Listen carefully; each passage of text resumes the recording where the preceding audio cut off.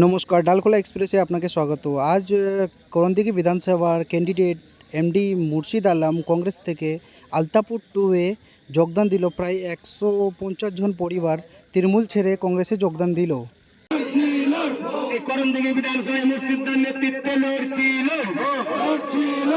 বন্দে মাতরম, জাতীয় কংগ্রেস জিন্দাবাদ, মুর্শিদা জিন্দাবাদ, ভোট্টোর দা জিন্দাবাদ, বন্দে মাতরম, বন্দে মাতরম। আপনার নাম কি আছে? আমার নাম ফিলিমন সোরেন।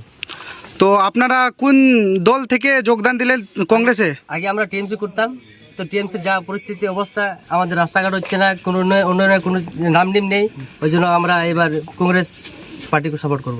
কি সমস্যা ছিল যে তৃণমূল কংগ্রেসকে ছেড়ে কংগ্রেসে যোগদান দিলাম? হচ্ছে যে আমাদের এখানে কোনোদিন মানে টিএমসির যে গৌতম পাল কোনোদিন আসেনি এখানে কোনো উন্নয়নের জন্য। আমাদের অনেকগুলো অসুবিধা ছিল, রাস্তাঘাট ভালো নাই, এই গ্রামের রাস্তার জন্য ইলেকশনের আগে বলছিল যে করে দিব, রাস্তা করে দিয়ে নাই, আর ওই জন্য আমরা ছেড়ে দিলাম টিএমসি। কংগ্রেসে যোগদান দিয়ে কতটা ভালো লাগছে আপনাকে? অনেক ভালো, অনেক ভালো। কতজন পরিবার আপনারা কংগ্রেসে যোগদান দিলেন? 150 পরিবার। তৃণমূল কংগ্রেস ছেড়ে আপনার কংগ্রেসে যোগদান দিল 150টা পরিবার, তো আপনাকে কিরকম লাগছে? আমাকে অনেক ভালো লাগছে যে আজকে আমাদের এখানে আদিবাসী সমাজ থেকে যে জয়েন করতেছে, আমার অনেক মন হৌসলা বুলন্দ হচ্ছে যে এরকম তৃণমূলের যে দুর্নীতি দেখে এনারা বুঝতে পারেছে এখন কি আমাদের পার্টি কংগ্রেসই ঠিক ছিল। কেন জাতীয় কংগ্রেস আগে এখানকার যে সমাজ ছিল সবাই কংগ্রেসই করতো, এখন ওনারা যে বিধায়ককে সাপোর্ট করেছিল বিধায়ক থেকে কোনো এরকম সাপোর্ট পায়নি। এরা যে আশা দিয়েছিল, যে কথা বলেছিল সব মিথ্যা। আর যত আমি আসলাম দেখলাম এনারা যে বলছে এটাও ঠিকই কথা, রাস্তাঘাট অনেক অনেক খারাপ আছে, সব ফিতা কাটে কাটে ঝুট মুটে লোককে বুঝাই দিয়েছে অন্যান্যের কাজ হয়েছে, কিছু কাজ হয়নি। যদি আপনি জয় হলে সব থেকে আগে কোন কাজ করবেন?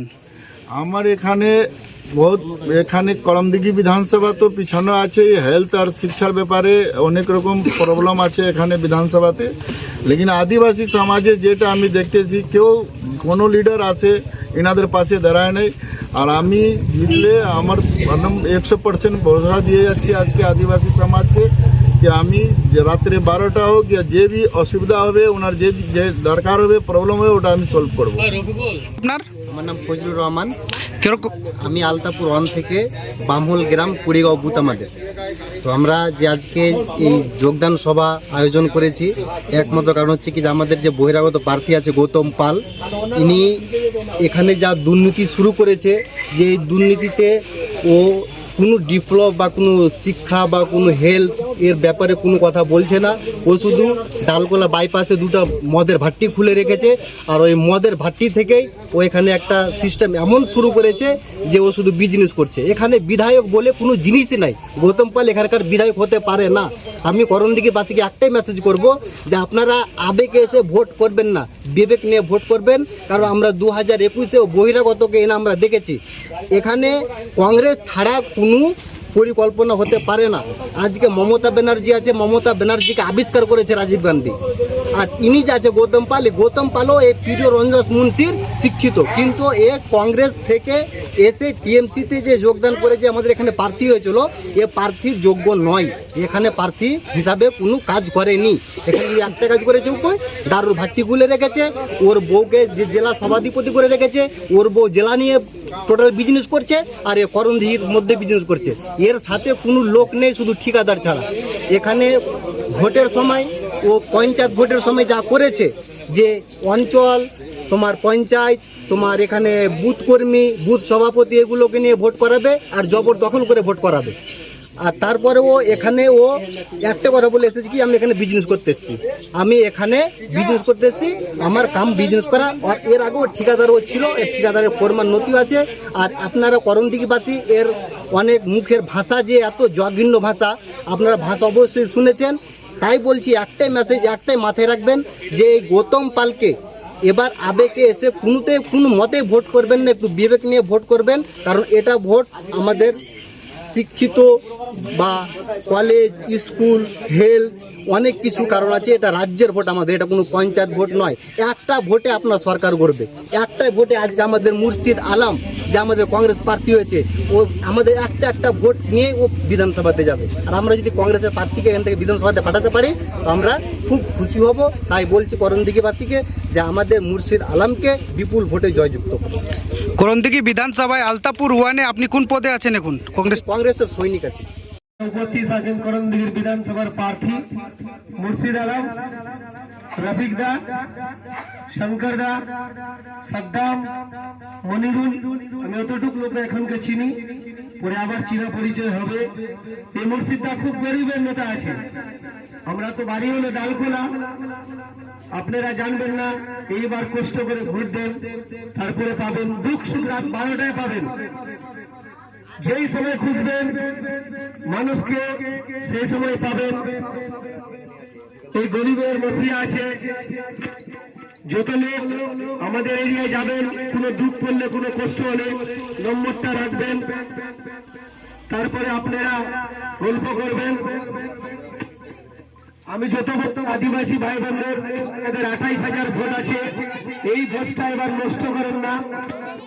জাতীয় কংগ্রেসের राहुल गांधी एक কথা বলেছে कि नफरत के बाजार में मोहब्बत का दुकान खोलेंगे। ये नफरत वाला आदमी हटाओ।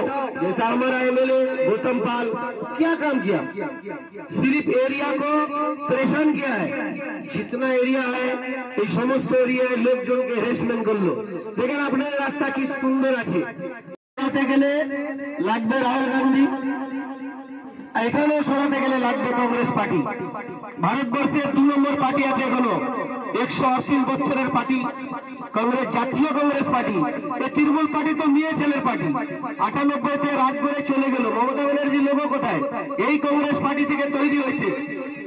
একটা রাষ্ট্রবাদী কংগ্রেস পার্টি তৈরি হলো, চলে গেল মহারাষ্ট্রে এনসিপি। একটা বাংলায় চলে গেল তৃণমূল কংগ্রেস। তৃণমূল কংগ্রেস, এই কংগ্রেস ছাড়া এদের গতি নেই। এদের হাফ শার্ট পরা আদত আছে। কংগ্রেস পার্টি ফুল শার্ট আছে। আমি বেশি বলবো না, ক্যান্ডিডেট রয়েছেন। আমরা কংগ্রেসের মনোনীত প্রার্থী। আমি প্রথম নতুন আপনাদের বিচে আসছি কংগ্রেসের প্রার্থী হয়ে। আমার নাম হলো মুর্শিদ আলম, আর কংগ্রেস আমাকে প্রার্থী করেছে আপনাদের পাশে উন্নয়নের জন্য দাঁড়াইছে। কি আমাদের করণদিঘি অনেক পিছায় গেছে, তুমি যাও। আমি তো যেতাম না, আমাকে আপনার বিচে মধ্যে জনগণ সব আমাকে ক্যান্ডিডেট করার জন্য অনেক তং করলো। আমি ক্যান্ডিডেট হলাম আপনাদেরকে সেবা করার জন্য।